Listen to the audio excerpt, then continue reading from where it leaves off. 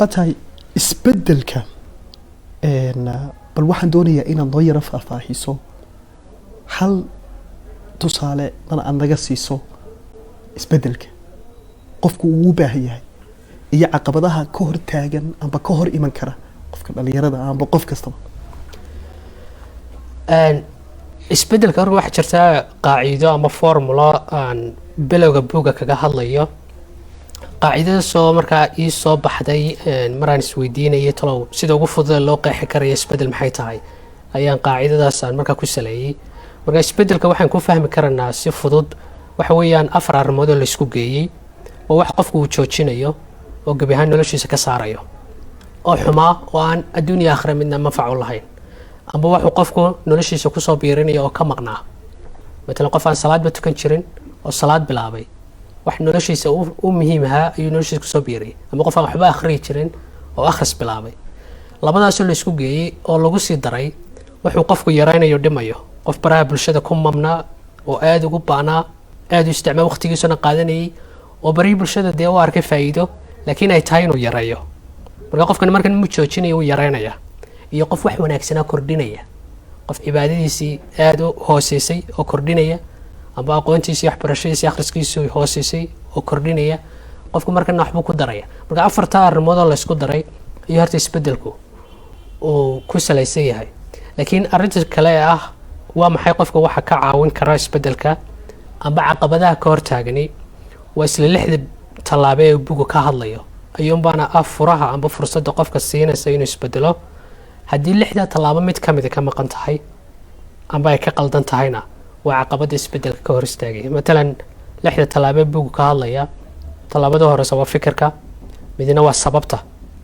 haddana qofku sababtu wuxuu sameeyay aanu garanayn amba sababtu waxan ugu jiro oo horumarinaya aanay u muuqan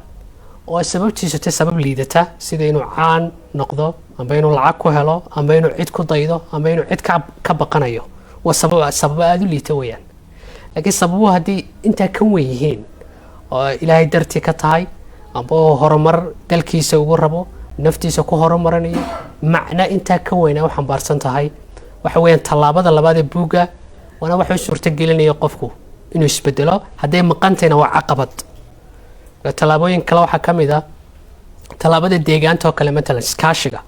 qofku hadduu deegaanta ku xeeran iyo asxaabta ku xeeran iyo cidda uu la xiriirayo iyo wuxuu akhrinaya ay liitaan isbedelkiisa uu sameynaya uu adkaanaya marka hadduu soo isbedelkiisa waaqici mid dhab u noqdo oo inuu marka u horeyso isweydiiyo horta yaa kugu xeeran maxaa ka caawin kara isbedelka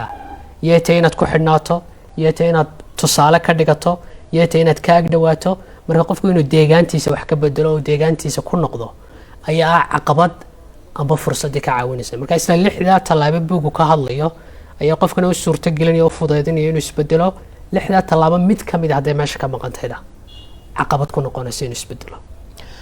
lixdan tallaabo markii aad buuggaaga ku xusaysay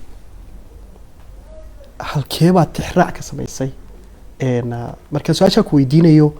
horumarinta nafta oo tusaale ahaan buuggaagii horumarintii waxaad lix tallaabaad soo qaadatay lixdaa tallaabo ma waxaad u cuskatay arrimahaasi ay reer galbeedku cuskadaan mise arrimo nooceeyaad u horta u cuskatay runtii waa su'aal aad u muhiim ah aadna aan ugu faraxsanahay inaad weydiisay waxaan ku saleeyay diinteena ku saleeyay of course buug markaad qorayso horta waa inaad isweydiiso oo ay tahay baahi aad qabto wax aad saaxadda ka weyday laakiin aad rabto marka in badan baa isbedelka laga hadlay isbedelada in badan buugaagta reer galbeedka qoraan ay ka hadlaan qaar kamid ah qofka gudihiisa kaliya ka hadlayaan qaar kamid ah dalka ka hadlayaan sida ummad loo bedelo laakiin isbedelkan aan rabay run ahaantii maan helin buug sidaan rabay uga hadlaya waana tay ugu kaliftay buugan iyo buugaagta kale aan qorayba inaan qoro marka mar haddaan waayay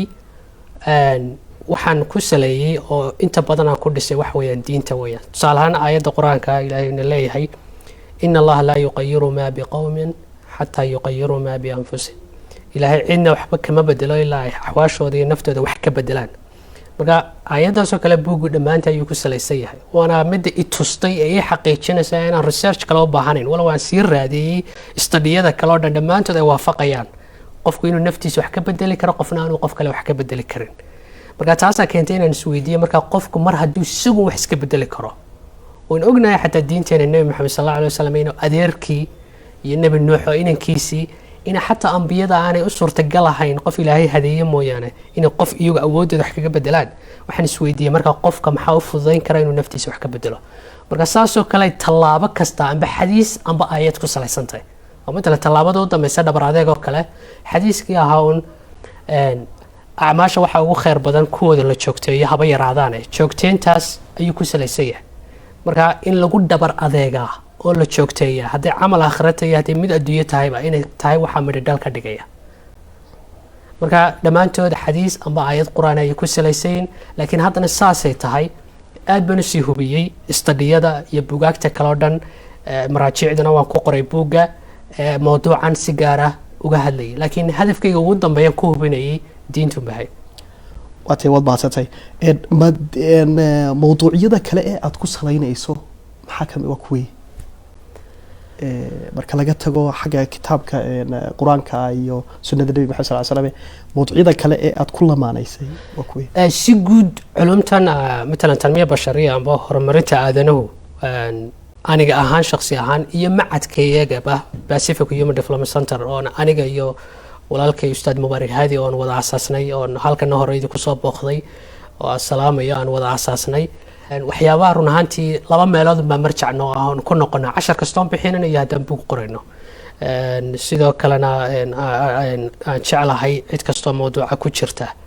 in ay xooga saaraan mid waxa weeyaan waxaas inuu research amba study yahay baaritaan cilmi baaris amba jaamacad samaysay amba la sameeyay midna waxa weeyaan in diin amba nas u jiro ayadii xadiis marka labada arrimood waxa soo raaca waa tajaarib shakhsi ah oo la sameeyay tajaaribta ama jaamacadaha sameeyay ama shakhsi ah sameeyo tajribada lafteeda marka waxa hadhow dib ugu noqonaysaa wax beeninaya ma jira ama mandaqaaga si waafaqaysa marka taasaa ta ugu hooseysa laakiin labada ugu adig waxa weeyaan in waxaas iyo cilmi baaris diinteena cilmiga way soo dhaweynaysaa wixii aqoon iyo cilmi lagu gaaro iyo inuu yahay nas quraan ama xadiisa marka dhanka kale aan u jeeda waxa weeyaan marka diinta laga tago in cilmi baaris ku salaysan sida psychology amba science amba wax jaamacad daraasisay